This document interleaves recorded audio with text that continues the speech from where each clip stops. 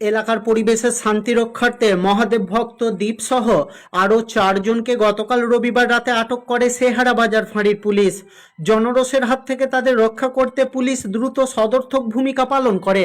শুধু মদ খাওয়াই নয়, সেখানে বসানো হয়েছিল গাঁজার আসরও। সূত্র মারফত জানা গেছে, গতকাল রবিবার মাধবডিহি থানার উচালন এলাকায় দণ্ডি কাটা শেষ করে রাতের অন্ধকারে দ্বীপ সহ আরও 4 জন পৌঁছায় আগেই দণ্ডি কেটে পেরিয়ে যাওয়া সেহারা বাজার এলাকায়।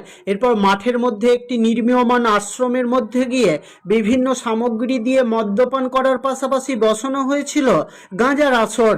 রাতের অন্ধকারে নির্মীয়মান আশ্রমে কেন আলো জ্বলছে, এটা দেখে সন্দেহ হয় কিছুটা দূরে থাকা বাসিন্দাদের মধ্যে। এরপর সেখানে গিয়ে তারা দেখেন দ্বীপসহ বিভিন্ন প্রান্তের মোট 5 জন সেখানে বসে মদ্যপান করার পাশাপাশি গাঁজার আসর বসিয়েছে। তারা এখানে কেন বসে আছে এটা জানতে চাইলে এলাকাবাসীদের সাথে বিতর্কে জড়িয়ে পড়ে তারা। বিতর্ক পৌঁছে যায় তীব্র আকারে। সেই খবর পেয়ে দ্রুত ঘটনাস্থলে পৌঁছে একটি 4 চাকা গাড়ি সহ 5 জনকে আটক করে ফাঁড়িতে নিয়ে যায় পুলিশ।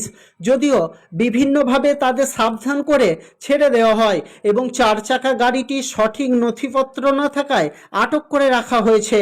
এই ঘটনায় তীব্র চাঞ্চল্য ছড়িয়ে পড়ে এলাকা জুড়ে, যদিও বর্তমানে পরিস্থিতি পুরোপুরিভাবে শান্ত।